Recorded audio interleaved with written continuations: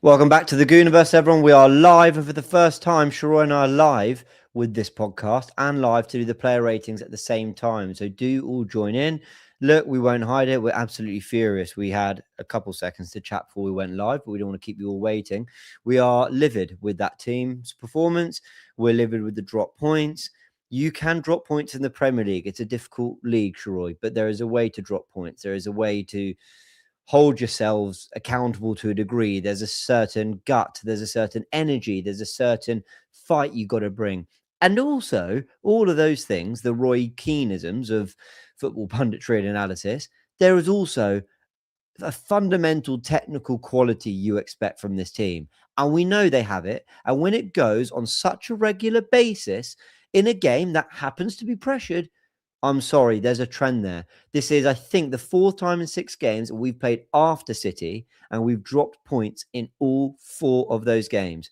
When we've played before, Leeds and Sunderland, we've made light work of it. I'm sorry, the trends on the ball, the trends in terms of the timings of our games before and after City suggest to me that the team are struggling with pressure, and the performances are too. We're going to go into this for the next half hour. As always, big up Saley. We'll tell you about them in a sec, but I want to get Sharoy's instant reaction first. And then we're going to go into the player ratings. And a lot of players are going to get it today. Far too many were miles off what we expect. Get your comments in. Let us know your thoughts. Big up to Saley. Sharoy, welcome to the podcast. Sorry for that. I just had to get that off my chest. And I think there's going to be a lot of that across the next hour. Yeah, you know what? I want to begin, before I delve into Arsenal, I want to begin by saying credit to Brentford. I think if Brentford play like that at home against the vast majority of teams, they probably get 3 points.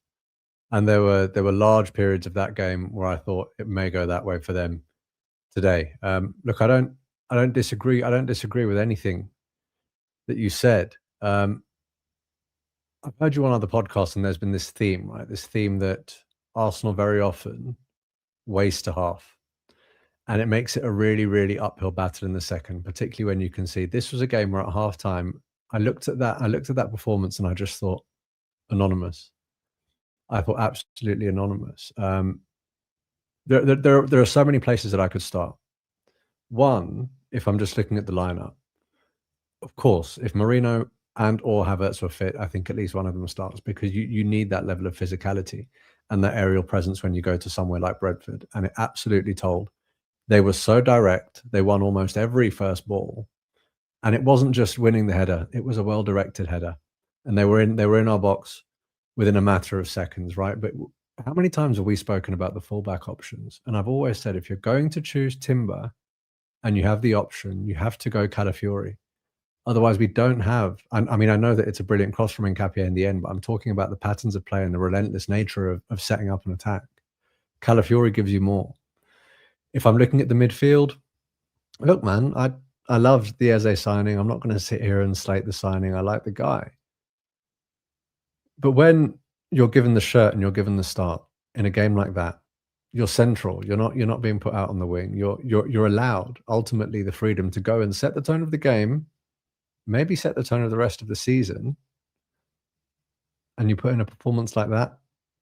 When I saw him coming off at halftime, I didn't sit there and go, that's harsh. I sat there and went, quite right. And he needs to sort that out really, really quickly. And then if I'm looking at the front three, look, it's difficult to criticize Madueke because he scores, but it's not impossible to criticize Madueke because he scores. I thought in the first half there were numerous instances. He took on his fullback for the first time, I think, around the 20-minute mark. It was distinctly unadventurous from him. I thought Gyökeres, yes, I know he has that. He has a fantastic touch to set up that chance at the end. But every time the ball was played through to him in the channels, I kind of knew that nothing was coming from it, and that was damning too. Trossard, on the other hand, I thought was very, very good on the left-hand side, and we'll no doubt speak about him. But to a man, I thought if you had to choose a winner in that game, it was Brentford. And if you're looking at Manchester City going a goal behind at a stadium like Anfield and turning it on its head when people are saying the title race now begins, You're now looking at Arsenal going ahead, not behind, at a team like Brentford and letting the points go, right? That is the overarching sentiment. And I know we don't often go live or even record on the night of a game. So maybe I'm slightly more dejected than I otherwise would be. I know you said this is the first time we've gone live on this podcast, although I know that you've gone live with that other man 2 weeks ago, which is why his name was left on the screen. I'm glad you remedied that this week. Thank you for that. There is a possibility that I'll be slightly calmer about this tomorrow, but right now, I don't think I will. Well, let's take a minute to calm ourselves and tell you all about the amazing Saily, everyone who's supporting the channel. And if you want to support the channel, support us by supporting Saily. Saily are an eSIM. You download the app when you're traveling abroad. You don't want to spend those ridiculous roaming fees. You simply pay for the data, the roaming charges you want to pay when you go abroad. As soon as you land, it activates immediately, and you can use code Goonerverse at checkout to get 15% off your first purchase. It's that simple, guys. Or scan the QR code, which you can see there. But it's that simple. You download the app, you pay for the data you want, and once you land in the country where you're traveling, bam, you get the appropriate amount of data being used at reasonable prices. You can save time by not having to wait in line at airports to get a local SIM card, and it's got also built-in ad blocker that stops browser ads from loading, which can reduce data usage by up to 28.6%. You can use it on iOS and Android devices, and if it doesn't work for you or your device is not compatible, there's of course a free refund. There is a refund. Will of course a chat support available for any issues you might have. Download Saily in the App Store by scanning the QR code on the screen, or use Goonerverse at checkout to get. My head is hot. Apologies, Saily. I hope you can all appreciate this is as raw as it gets. To get 15% off your first purchase, the details are in the description below. And yeah, look, big up to Saily. I'm going to be using it when I go to South Africa. I need this trip to South Africa sooner rather than later. It's in 3 weeks. Get me there now. And I hope we go with Arsenal in better spirits. But quite frankly, I just need the holiday. Look, we're about 20 minutes away from going into the player ratings. We might even do it sooner. Sure, Roy, in terms of like some actual like analysis on the game, and then we'll do the bigger picture stuff. In terms of the actual game, I have to be honest with you. There's a few things you said that I slightly disagree with slightly. Yeah, go for it. I thought Gyökeres did really well. I thought his touch was immaculate. I thought he was playing, he was linking up play. He was the only one winning his duels. I couldn't believe TNT gave Vandenberg the man of the match, because I thought, I'm not even sure whether it was him or the other centre back, Asia, I think it was, who were closer to Gyökeres, but I thought Gyökeres was dominating. What I found so frustrating was, it's not for me to sit here in my little chair and say the Arsenal players are nervous. I've said it a few times and Arsenal fans get mad at me. So, okay, I'll dial back. But I don't think anyone can argue with this. The minute you kick the ball off for a corner under basically no pressure, you tell Brentford you're nervous. Whether you are or you're not, they stick their chest out and they're ready to go because they can smell it, they can sense it. So it doesn't matter what they're actually feeling. It's about the impression you give the other team. And when that's followed up by more bad passes, I saw it from Madueke, I saw it from Gyökeres, though I was just praising him. I saw it from Trossard. I saw it from so many players. David Raya twice, great save, but shocking in some of his distribution. Some of his long balls were quite good, but some of his shorter distribution, shocking. When you do that, you send a message. Now, why, as we've just mentioned, 6 games, 4 of them we played after City, we dropped points. 2 of them we played before. And I'm not sure Brentford away is much tougher than Leeds away. Like, I think they're both difficult games in their own right. How did they look so different? But I warned that nothing was fixed with the attack against Leeds. Just because we scored 4 goals, nothing was necessarily fixed in that game. Sunderland was better, but we had to grind them down, but it was a good performance. Chelsea was about finding the way, staying in it. Our attack is a major problem, and we'll talk about that, but I want to get your take on this nerves thing. I think we look, again, whether we're nervous or not, I don't know. But I think we're sending the message we are. And I find that really frustrating on the 12th of Feb. I find it frustrating on the 10th of January, and I find it frustrating on the 12th of Feb. Mid-April, I can somewhat understand it, but I can't understand it now. Yeah, look, there's a lot of evidence to suggest That we are. Everything that you said about setting the tone, I mean, that tone then transpires throughout the entirety of the game. I know that on commentary they attributed it to tired legs, but there was a chance at the end where we were on the break and Timber just, again, gives them the ball straight back. And I thought this has been happening throughout the game. One sign of nerves for me with this Arsenal side anyway, you see players gesturing at each other throughout the game in frustration. And also when players lose the ball or when players don't get a result, when we're not nervous, these players get back up and react and go back and try and win it. There were a handful of players, I'm going to call them out now. Whenever Noni Madueke lost the ball or something didn't go his way, if you do a rewatch, go back and watch it, he's walking back. Exactly the same with Eze. And you simply cannot afford to do that in those situations. You just can't. Trossard was the exact opposite. When he lost the ball, he was straight back on whoever took the ball off him, and he was an absolute nuisance. And that was even in the first half when we didn't look good, right? So that's one thing that I noticed when we're nervous. The other, and this is perhaps slightly more problematic, it's, I don't quite know how to say it, but we look weaker. We're not. Do you know what I mean? Yeah, we do. Because we're not a team that is easy to get at physically. But when we're nervous, we do lose the ball. We don't quite commit to the challenge, you know. And I thought that transpired throughout the game to the extent that I was perplexed at how easily Brentford managed to get into our box. It's difficult to sit here and say that we're not nervous, because I think as a fan base we feel it. I had half a mind of coming on here and doing what I think a lot of Arsenal fans will do, which is look, before the game you think you should win the game, but you watch the game and you realise you probably can't. It is a long season. There's a lot of football to play. You take the point, you move on. You haven't lost. You've still got a 4-point lead. Your next game's Wolves. If you win that, you're 7 clear again. Things look a bit better. Pressure's on City. It's a long season. I get that. And I'm not sat here catastrophizing about the way that I think the season's going to go yet, although I'm maybe slightly less optimistic than I was this time last week or whatever. But I'm here to analyze this game. And for anyone that says it wasn't nerves, or for anyone that says it wasn't a mentality thing, so for anyone that says it was a personnel thing and says it was an ability thing, well then, why did we come out and look the way we did for that first 10 minutes in the second half? Why did we come out and why did the game look entirely different? And then, why, after we got the goal, did we do what we always do when we look nervous? Not take control of the game, maybe get a chance, nervous to pull the trigger, don't make it 2-0, let the other side back in, and then it's them that's in our box until the end of the game and not the other way around. That, again, happens when we're nervous. And instead of thinking about what we could win, it looks like we're worrying about what we could lose. Now, these are all common trends, but there will be people sat there, and I'm making a point of not looking at the comments right now because I don't want to get influenced by them. But I am interested to see what the comments say, and no doubt you'll read them out. But there are people that are going to sit there and say, look, Brentford were incredible. The way that Brentford pressed made it very, very difficult to get out.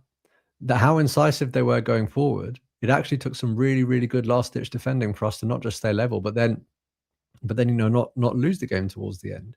It's a question of whether I think both can be true. I think you can give credit to Brentford, but you can also acknowledge that we do look nervous. And in a way, as a fan base, it's understandable to be nervous given what we've been through. But I'm sorry, I can't have that from the players. And the players that we talk about that have real mentality, and the players that say the right things and do the right things, it shows on the pitch. Declan Rice didn't look nervous. He's a powerhouse. He doesn't look nervous. He's confident in his own ability. He knows what to do and he tries to execute. Again, Trossard, the guy that we say has fantastic mentality and makes a difference, he didn't look nervous. If you look at the pre-match when they're zooming in the huddle, Trossard's smiling. He doesn't look nervous at all. He looks relaxed and confident in his own ability. But the ones that did, it showed, man.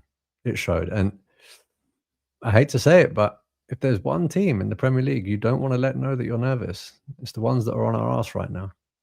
Yeah, I totally agree. Let's go through some comments and see what everyone is saying.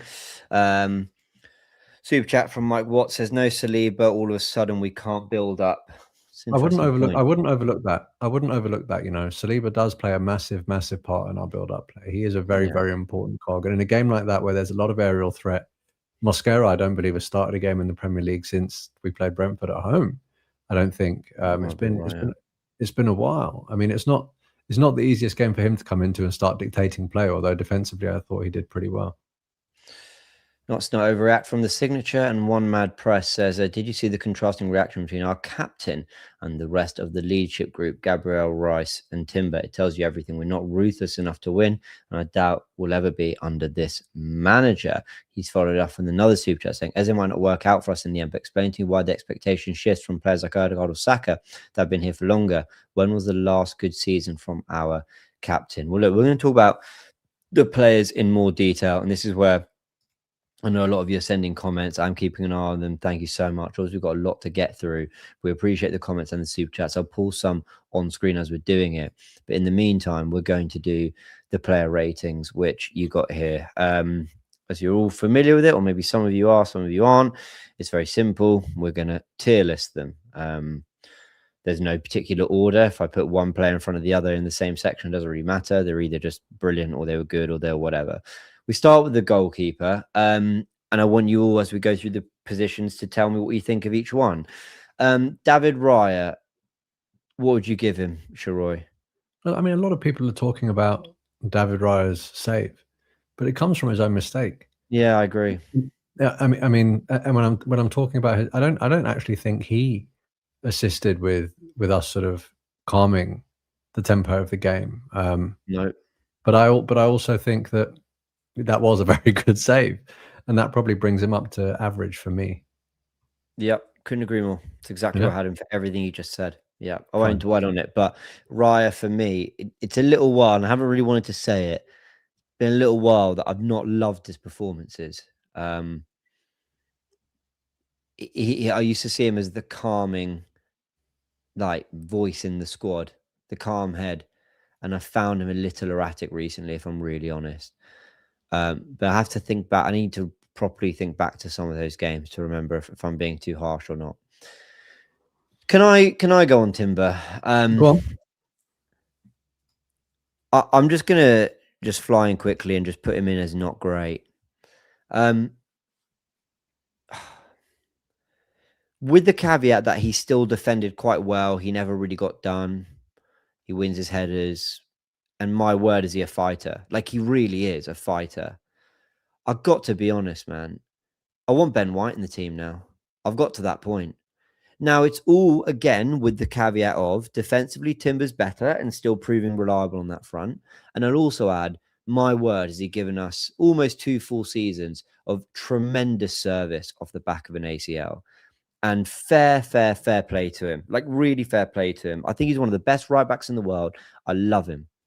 But on the ball, he has been so unbelievably frustrating. And going forward, he's killing us. He killed us at the very end with that pass to Saka, which he got wrong. It's a simple one. I know Martinelli should score, but I don't think Timber lays it brilliantly to him. I think a really nicely laid pass, Martinelli just opens his right foot and bends it into the far corner. Instead, he has to take a touch and set himself, which gives Kelleher time. Other than that, I saw him trying to turn past players in the final third. It wasn't working. I saw him receiving under pressure. He was losing it.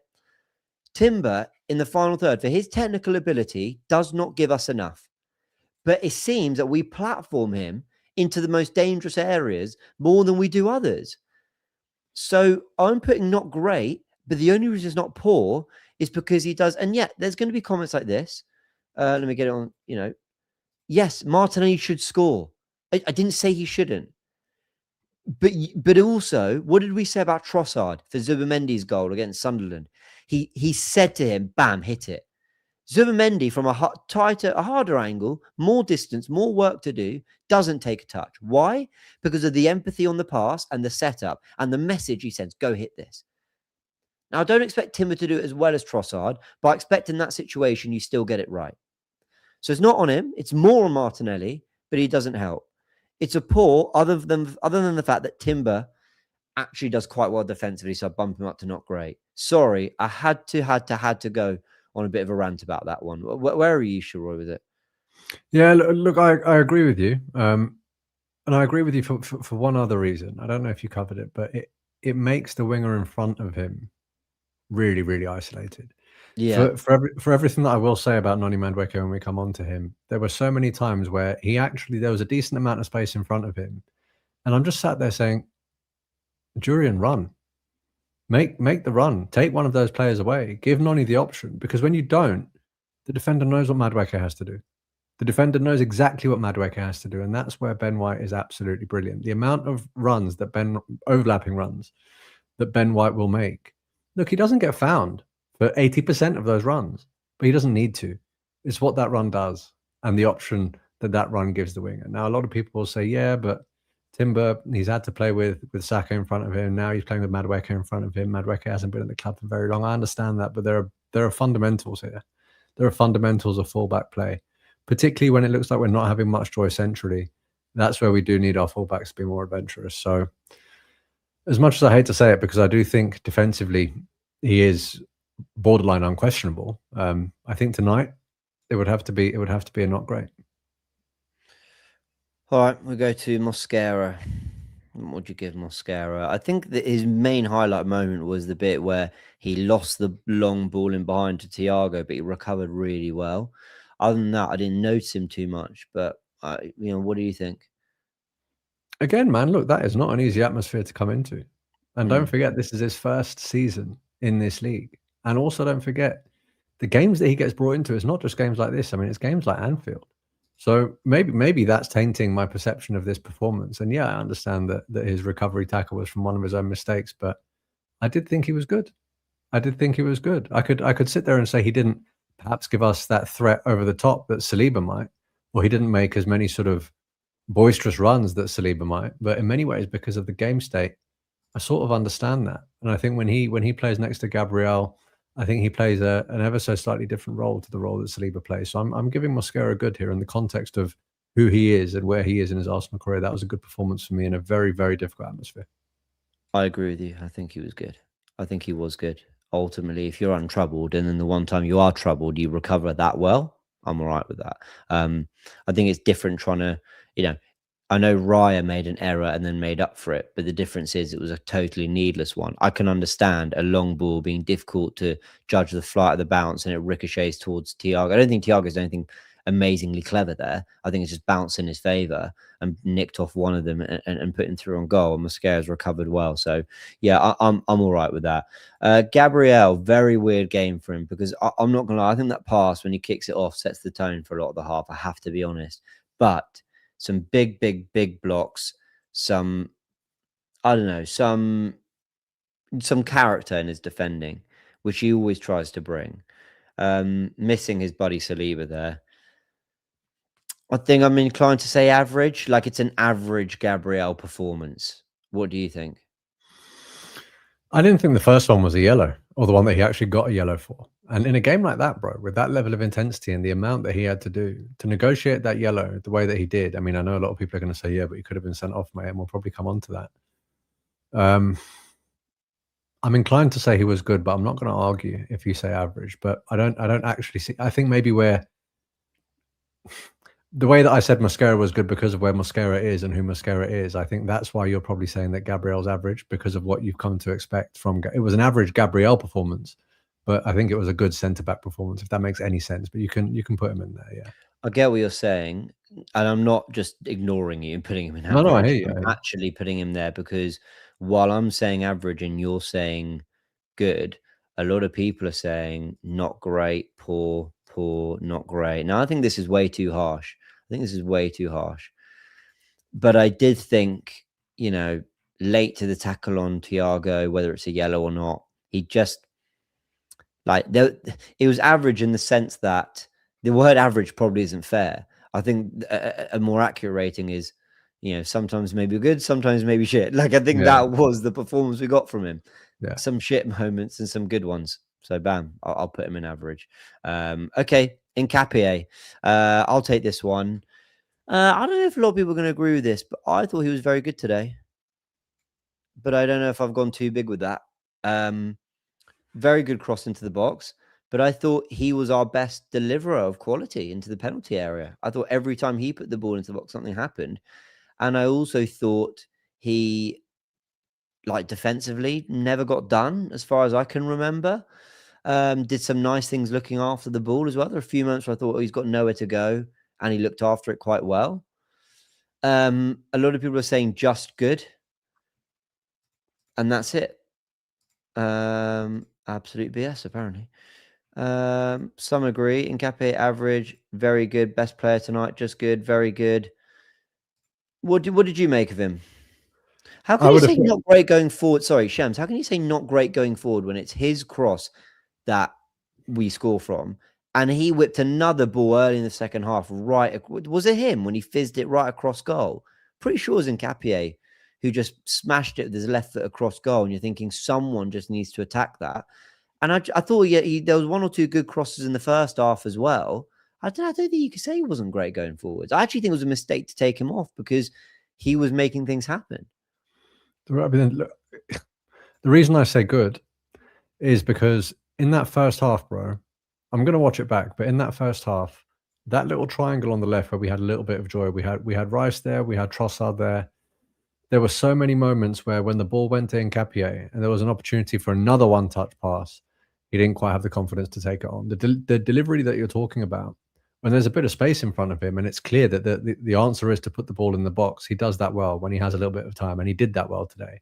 But in terms of on-the-deck football, when we were trying to get those moves together in the first half down that flank, they were very often breaking up with Nkapé. He remedies that in the second half, and that's what lasts in the memory, which is why a lot of people will say very good.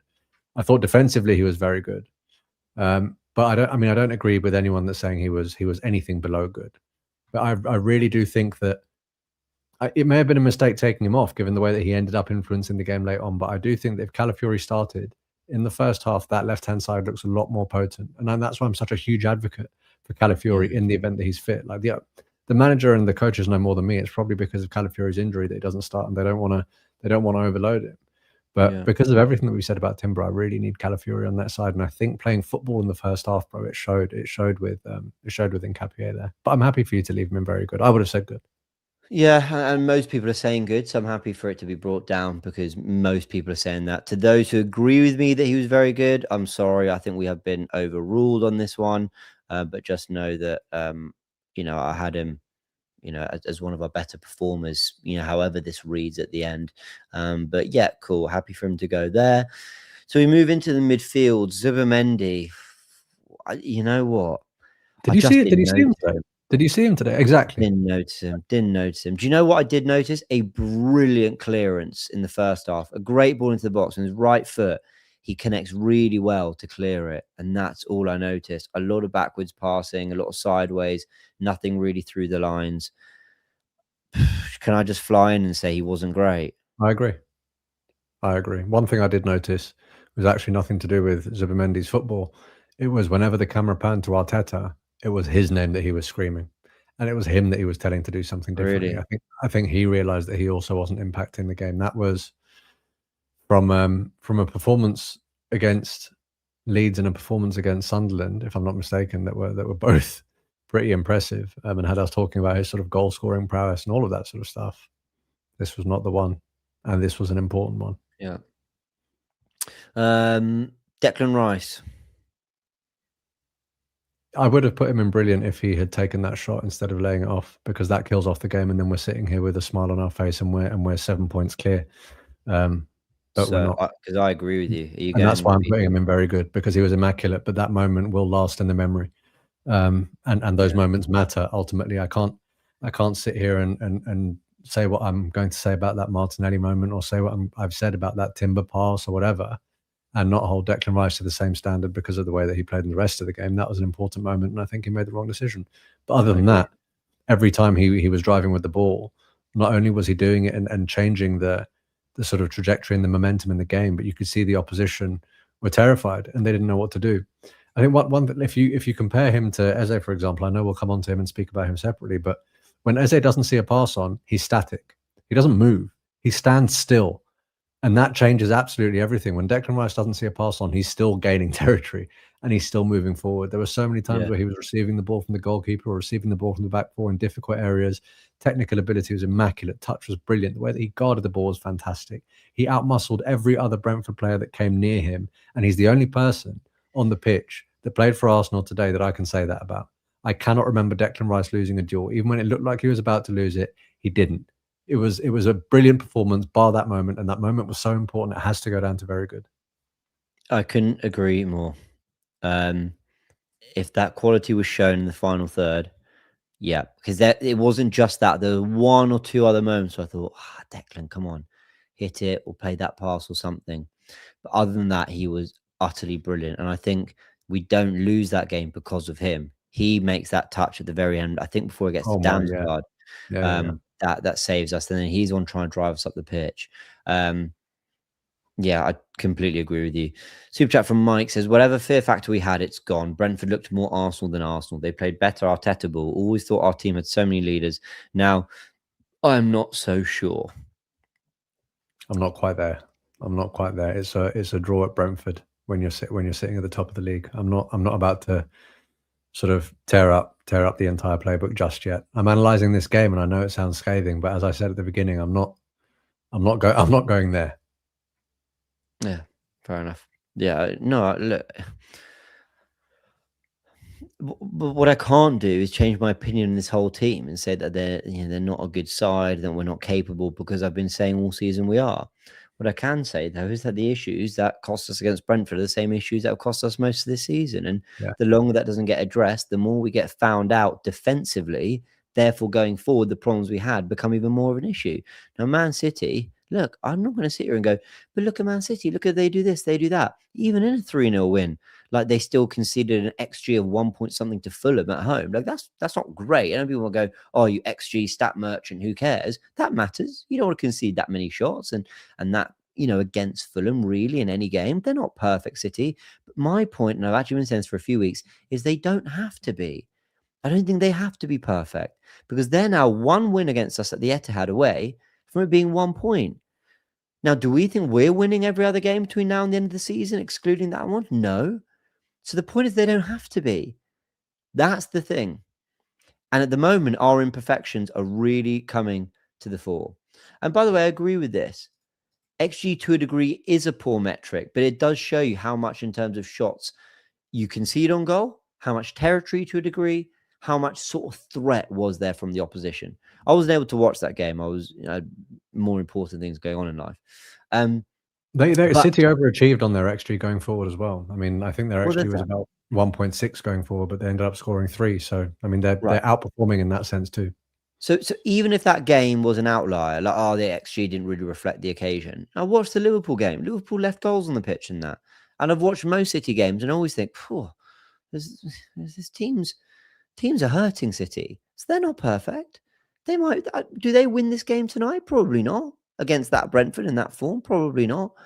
But we're not trying to be City. We're trying to be better than them. That's the point.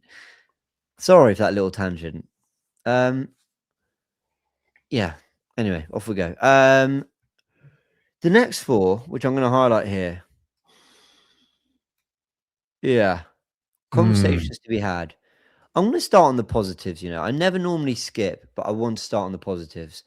Leo Trossard, you were giving him a lot of praise, so I'll let you take it away. What would you say on Trossard? Where would you put him? Well, I mean, look, in the first half, this was a team that, honestly, in terms of going forward, looked lost apart from him. Yeah. He was the only one that was at least trying to work something around the corner, at least showing some bravery on the ball, at least winning his duels. And as I said, when he lost his duels, he didn't give up. He went and got it back. He looked like he knew that what was on the line there. And I thought if anything was going to happen in that first half, it came from him. It's easy to look good when the team looks good. It's not easy to look good when the team looks pretty bad. He looked good even when the team looked pretty bad, and that's why I gave him praise in that first half. Now, you can sit there and say, yeah, but what did it end up in? But I think for everything that you thought about Nketiah going forward, and the fact that he could put those deliveries in, a lot of it comes from a bit of technical ability from Trossard, taking 2 men away and giving Nketiah that space. And that's why I wanted to put him in good. I'm not going to put him in very good because do I think he was on Declan Rice's level today? No, but throughout the 90, I think good's a fair assessment. I agree with you. I think Trossard, for everything you said, actually trying to make something happen when others weren't. Look, he gave the ball away sometimes, and he was a little frustrating, but I liked what we got from him a lot more than others. I thought he was good on the day. I'm happy with that. Everyone, get your Gyökeres votes in because I think this is going to divide opinion. Where are you? All right, you go for it. I thought he was very good. Really? I do. Yeah. Yeah, I do. Genuinely. I think he was very good. I think if we win that game at the end with that chance, it's because Gyökeres did it. It's because Gyökeres held up the ball and played a lovely ball in behind. I thought his touch was immaculate. He was bringing players into play. There's one pass in the first half. I remember him playing behind Madueke, which is a bit frustrating. He was making channel runs, and I know what you mean. He wasn't really making anything happen from them, but at the very least, he wasn't just losing it and then Brentford coming up the other side of the other end of the pitch. He was winning maybe a throw, a corner. I remember in the first half, he ran around the outside of the defender, forces Kelleher to just blast it off the centre back for a corner. In a game in which, let's remember, right, no one did anything of note creatively. The team played horribly in terms of cohesion, invention, trying to show something remotely exciting about them. And Gyökeres was the one that just went, lump it to me, just blast it to me. I'll hold off the defender. I'll take a touch. I'll bring players into play. At times, even he was the one carrying. I thought this was like Gyökeres at Burnley when everyone went, oh, he's arrived. But because he didn't have the goal and maybe went 2-0 at half time, maybe people were just kind of frustrated in their viewing of him. I genuinely thought Gyökeres was very, very good today. Some people say I'm taking the piss. I'm not. I'm being deadly serious. Gyökeres. You put that Gyökeres performance alongside that Declan Rice performance. Yeah. Yeah. Football really is subjective, isn't it? Yeah. Well, because okay, Declan Rice did so much defensively, but you're right. Declan Rice should shoot in the final third. Sorry, in the penalty area, and he doesn't. He tries to square it to Gyökeres. Gyökeres, on the other hand, perfectly waits the ball in for Timber, who's in behind. Like in pressured moments, in that, bam, show some composure, try win us the game. Gyökeres, kept his head and delivered.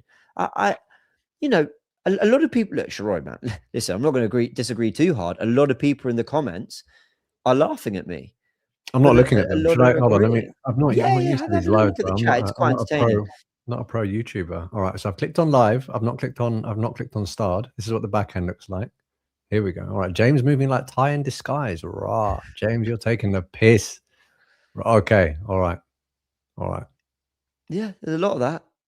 Okay. I genuinely, like, he should didn't pocket him, man. What did you watch? Sorry, that's rude, but respectfully, like, no, Gyökeres wasn't pocketed. You can't tell me a player who was winning every aerial duel. He wasn't just flicking it onto no one. He was bringing it down and bringing players into play. His touch was neat. He was running down the channels. They couldn't deal with him. The only thing is there was absolutely no, like, decent service. There's nothing remotely inventive in the passing. Genuinely. And look, a lot of people disagree, and that is fine. But I thought he was at it today, Gyökeres. I really did. I thought he did everything he could have possibly done with the absolute nonsense support around him. All right, look at the guy at the other end. All right, look at Thiago. There were a lot of moments where Thiago had the ball played to him, even with the man in front of him, in that left central channel. Thiago's first instinct was not to do what Gyökeres did more often than not, which was almost head for the touchline, head for the corner flag. Thiago went for goal. That's what you want from your central striker. So that was one criticism I had of Gyökeres, right? I understand that he received the ball. He gave us an outlet when we couldn't beat the press. And I thought in that sense, the hold-up play, James, I agree with you. The hold-up play was very good. But when I'm looking at my striker and I'm looking at a game where we're not creating much and we need a goal, I can't have you running away from goal, all right? Now, with that touch and with that hold-up play and with the fact that he was retaining possession and holding on to it for us, he gets into very good if that results in something for me. Now, it's only really the moment that you described, the one at the end, where he shows that presence of mind and that level of incision and precision that I think is required to alter the game. So that's one good moment, really, that I can put in very good in terms of quality on the ball. When I saw him head towards the touchline, more often than not, man, I said it earlier, I knew that there wasn't going to be much coming from that move. He didn't look like he had the ball under control. He had his head down, and very often, man, the ball went out for a throw-in because a bit of his miscontrol came off the opponent. That's what I saw, right? So that's why I definitely can't put him alongside Gyökeres. But what I do understand is that this was a game where we needed to alleviate pressure. We needed our striker to hold up. I was honestly going to put him in average, and you put him in very good. So I think good's probably fair if we meet in the middle. But I was going to put him in average today. And I think that meets where the most of the chat are with him. But I really stand by. I hear everything you're saying, but like for the people saying, oh, Thiago, was better than him today.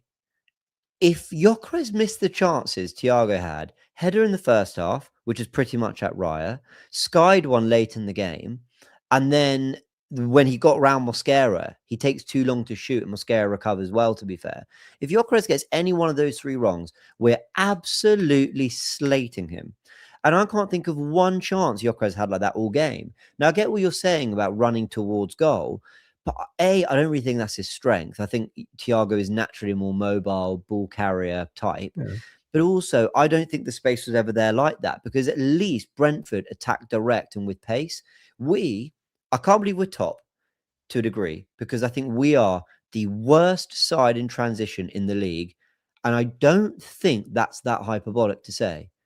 I think in terms of counter-attacking, you win the ball, they've committed men forward, go, whether it's a 6v5, a 3v2. I think we might be the worst team in the league at that. Or certainly pound for pound, for the players we've got and where we're meant to be competing, we're undoubtedly the worst. Pound for pound, we're the worst. I think it is shambolic how bad we are when it opens up and it's like, go. Now go. Attack them. They're there. Go. And that is what Gyökeres thrives on. That's what he loves, which is why I thought he was going to succeed in this team, because we do counter press, we do win it high. People will laugh at this because he's not a Firmino. Obviously, he's not. But if he played in like a Jurgen Klopp side or the Dortmunds of old, where it was mega aggressive high press, he'd score a load of goals for those teams. Because he'd be like, yeah, perfect, thank you. Now release early. Now hit the space. That Trent ball over the top. Teams that just want to give it early. And we don't do that. And I'm starting to really feel for him, because he's trying out there. He's trying. But we are so poor at supplying him. Yeah, okay. And that's very much in terms of what we see from him in attack. But again, I'm going to watch it back. This might be harsh, but I remember looking at him very often. He was the one that was tasked with leading that press. And the same criticism is going to come of another player. Off the ball, Yeah. when I'm talking about pressing, that from Gyökeres looked like light cardio at best. At best, it was pressing for the sake of looking like you're pressing. It was not pressing with intent to win the ball. I'm going to watch it back. I thought that too. And that's why I simply cannot put that performance in it very good, because the minute Ødegaard came on, albeit for a very, very short period of time, the press did look very, very different, because he was then the one leading it. Mm-hmm. Yeah, that's fair. A lot of people are noticing that obviously we've got 5 players in good/very good and 4 in average or not great. Yeah, I think this is one of those where the collective was worse than necessarily the individuals, but we're not done. So let's go through the others. Eze. I led the way on Gyökeres, and I went on a good old passionate rant about it. Where would you put Eze? Because I feel like when you're talking about the press, you're alluding to him. Just give me where he's going to go and tell me why. Poor for me. Yeah, it's not easy. It's not easy for me to say that. I don't like saying that. I don't like saying that. I don't really see a reason to sugarcoat it. Off the ball, I mean, if you're coming in what we call the 10, and you're coming in for Ødegaard, you have to understand that you do have a role when it comes to the press. If we're gonna force a mistake, and as I said, Gyökeres was tasked with leading the press sometimes, but Eze was tasked with leading it at others. There were times where Gyökeres was the one pressing from the left, Eze was the one pressing from the middle. Again, light cardio from him too. It was light cardio from him too, and then very often he was given the ball centrally, where I always thought that he could affect the game. And I've said this before, I'm not sure I've ever seen him look that static. It's not. He's waiting for options, but he's not progressing the ball. And you have to understand that when you're just standing there, not only are you letting the opposition get into whatever shape they want, because they don't give a shit about where the ball's going, because it's not going anywhere, but suddenly everyone in the stadium and the away fans are going, if there was ever a hint of any momentum in this build-up play, it's gone, because the ball's just not moving. And again, look, it takes a lot, bro. It takes a lot for this manager to take someone off at halftime, because he doesn't do it that often. He very often waits until the hour. That is compounded by the fact that people have been calling for him to start. That is compounded by the fact that two of the guys that we often play in the 10 aren't there, and the other guy who is in the squad isn't fit to start. And the kid who could perhaps occupy that position is on loan. This is your moment, brother. This is your moment. And that was, I don't know if I'm going over the top, but that for me was probably Eze's most disappointing performance of the season in an Arsenal shirt for me. Yeah. So let's get the excuses out there for him, because I agree. I thought he was really bad today. The excuses are: I don't think he's a 10. I don't think he's a back to goal player. I think he needs to receive the ball in the half space where he can turn, or he needs to receive it wider where he can get it and then face up. I think he's a carrier, not a passer. I think he's a finisher, not a creator. And I think we're profiling him so wrong. It's another reason why I didn't want Waneri to go on loan, because I didn't know whether we could trust the fitness of Erdegaard, of Havertz. I never worried about Marino, to be fair, but there we go. That's another injury. Of Jesus. Of other players, Sakho's had problems, so I wanted to keep Waneri. But another big part of it was Eze's been getting the minutes in the 10 that Waneri should have been getting. A lot of people saw Eze as the guy who's going to knock Erdegaard out the side. And I thought, look, we've got issues with Erdegaard, and we're going to talk about him today. But Eze, for me, was never the answer in the 10. I don't think you'll find a video anywhere. You'll find videos of me saying I would start him there because of where we are and the options and form or whatever like that. But you'll never find a video of me saying, yeah, brilliant. Like, we've signed him now to be our number 10. Just never saw him like that. The problem is Trossard's in great form and Martinelli does pop up with goals and works hard. But otherwise, the plan for me was always Eze on the left, which is why letting Waneri go was so frustrating. Eberechi Eze, we were so excited when we signed him. And I still think he's a brilliant player who's going to play a huge part between now and the end of the season. I do believe that. But this is miles off what we expect, even for a player out of position. Because what did I just praise Gyökeres for? We're not playing his usual game. We're not adapting and doing the things he'd want and using him the way he'd want to be used. And yet I'm seeing things that, to me, goes, thank you. You're putting in the effort. You're showing a bit of quality. And I'm not seeing that with Eze. I'm not seeing a sense of, like, you know what? Yes, this might not be my game, but I'm just going to show you what I can. I'm going to try and just win some fouls, look lively, just look involved. I'm going to just throw myself about in some tackles just to see if it can get me into the game. And that I'm finding really frustrating with him. We've got 13 minutes to go, and there's two more players in particular we want to talk about. Madueke, great header. But I didn't like his performance, mate. The header saves him. Shall we just agree average and move on? Distinctly average, but I do want to again chime in on his off the ball work. When that guy loses the ball, he walks, and it's pissing me off now. It's actually pissing me off. When you lose the ball and something doesn't go your way, you run back, bro. You absolutely run back. And I said it should not have taken 20 minutes for you to take on your fullback the first time. That's the one thing everyone knows you're brilliant at, and you need to do it more. Yeah. Great header. And I think the credit I can give Madueke is he is a trier. You know, what do people level at Eze? What criticism do they level at Eze? It's like, you know, are you even really kind of getting involved, mate? Are you, come on, like, show you want to try, show you want to make something happen. I can't say that about Madueke. He absolutely tries and wants to make things happen, but the quality is just really lacking there at times. Very good header though. We lose it without him. Listen, I'm gonna mute and just like drop people out the chat for 5 minutes if they keep just spamming super chats. We'll get there. Like, I'm very grateful. Thank you to everyone who sent them in, but we're also trying to run a show and we'll get all your thoughts. So thank you very much for everyone who sent them in. But yeah, please don't bombard the chat with comments like that, or you'll get timed out or whatever it is. I don't know what it's even called. You can tell I don't do lives too often. All right. What have we got? My concern is this manager will find every excuse under the sun before questioning his system. We need to evolve, or the window for success will close. Time is slowly running out. Do you think Arteta needs... Do you think the players just need to execute better what Arteta's asked them to do? Or do you think he needs to evolve tactically a little bit? What do you think? Bro, look at the first 10 minutes in that second half. Look at the one-touch football. Look at the attacking intent that we showed. There's no way that he didn't suggest that we ought to have been doing that from minute one, or at least showing that level of intensity, bro. I cannot sit there and imagine him saying you need to go out there and you need to look absolutely devoid of ideas for an entire half. Yeah.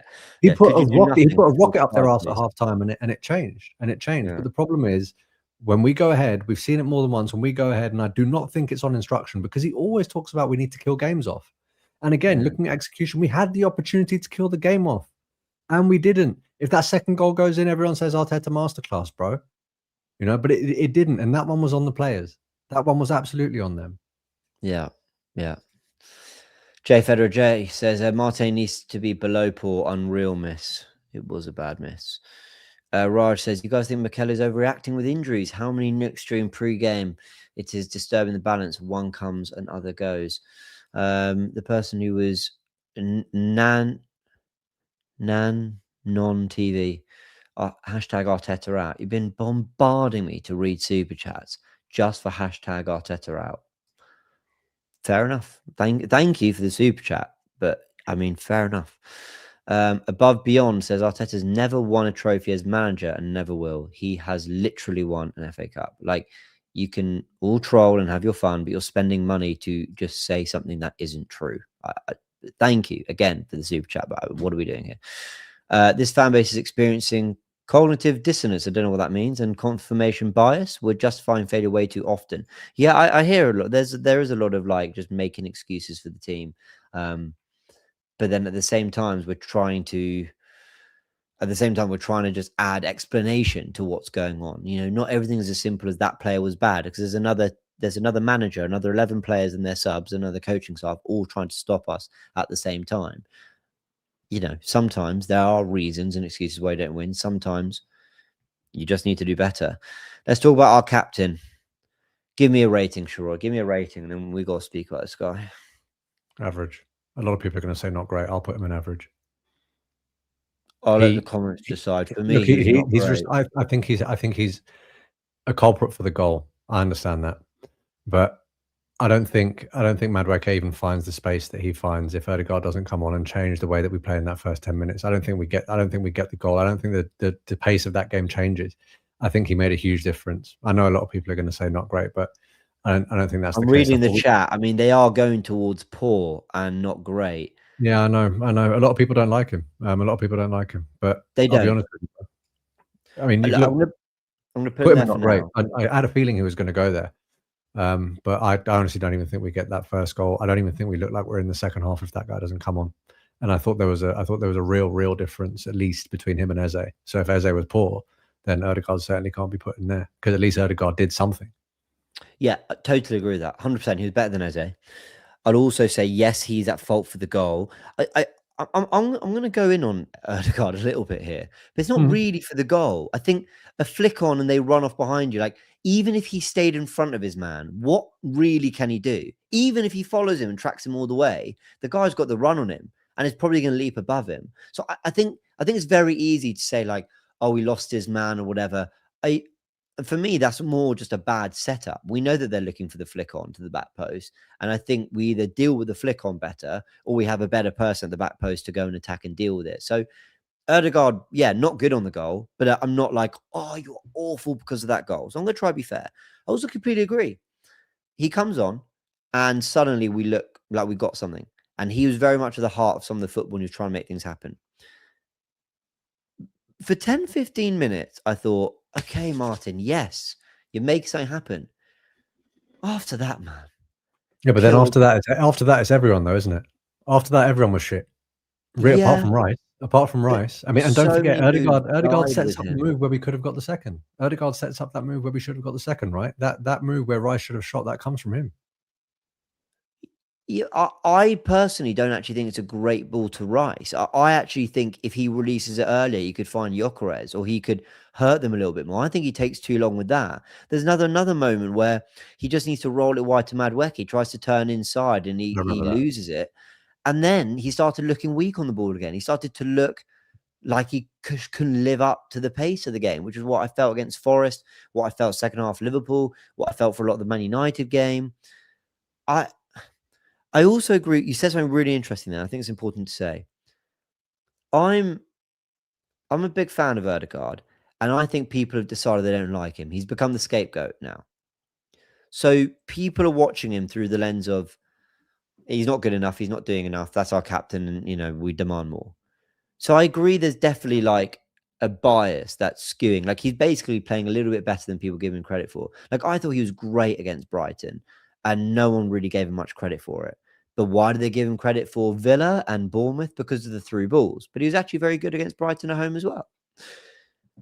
The reality is that he's ultimately, for where the Premier League's gone and what this Arsenal team have had to be to compete at the highest level in the Premier League, he's been left behind. Now, that's not to say that the games we've outgrown him, he'll never be there, because maybe the league evolves again to being more on the ball and there being more space in the pockets and there being more space in behind for runners. And then you'll see him thrive. And maybe we'll get the balance of midfield right and him floating everywhere will help us. But at the moment, for what we need to be and what we're most effective at and what the Premier League has become, the strengths you need to have, I think he's been left behind this season in particular. I think for what it's worth, I don't think he'll be here next season, man. Oh, really? Oh, you think it's got to that? I think he will leave. I think he will leave. Yeah. Anyway, that's for another day. I agree with this. Odegaard's lost his mojo, which is sad. He used to play with a swagger, with he used to just dance past players. It's just like, see Bruno Fernandes, right? There's no question who's done more since arriving to the Premier League is Bruno Fernandes. But I will pit up Odegaard's 22-23 season when he got 15 Premier League goals, however many assists, and his 23-24 season, in particular second half. I'll put it up against anything Bruno's delivered over a particular 6 months or season, because he hit a level, a quality for a team chasing the title, and we lacked that kind of player for so long since Ozil at his best. And what we're seeing now is a player who, all right, might get frustrated. But guess what? I saw Bruno frustrated for 30 minutes at the Emirates. Didn't stop him trying things. Didn't stop him just throwing his body about, getting in the wars, trying balls over the top, trying little 1-2s with players. Now it's up to others to decide who they think's better. I mean, it's quite clearly Bruno at the moment is the better player and has had the better Premier League career. But Odegaard, man, like I worry that you're going to get disrespected for even the things you did at your best because of what we're getting at the moment. He already is. Yeah, he is. I agree. And by the way, this is a lie, or not a lie, but it's a poor opinion in my opinion. Bruno hasn't done his whole time at United. You can find every Man United content creator at some point going in on Bruno. And when there was a chance he was going to get sold in the summer, a lot of them were saying, yeah, we'll take the money. So it hasn't always been plain sailing for Bruno Fernandes. Far from it. But he fought his way out of it, even in a poor United side. Come on, Martin. I want to see that from you, man. This is our captain. And I believe there's a player in there still. Not a lot we can say on the others, so let's just give them a quick rating. We can round this off. What would you give Calafiori? Well, Saka came on first, actually. What would you give Saka? Saka didn't look fit, by the way. He looked like he was pulling out of challenges to me. I don't know. I don't know why he brought him on if he knew he wasn't ready. I'll put him in average, but there was a lot of people think it was a really not great or poor cameo, to be honest. The reason I'm putting him in average is because I don't think he should have been brought on. I don't think he's fit. I'll just go with average because we didn't really see much of him. Calafiori, I think we Yeah, just look at said the the comment. same. Saka was dreadful, poor. I mean, a lot of people are saying that he was. Yeah, and again, you can't put Saka the same as Madueke. A lot of people are saying I do sort of understand that too. Fine, done. Yeah, fine, done. Like, guys, we're not precious on this one. Fine. If you want to move Saka to Paul, that's fine. I think that the sad thing is it just lacks a little bit more context compared to the others, but whatever.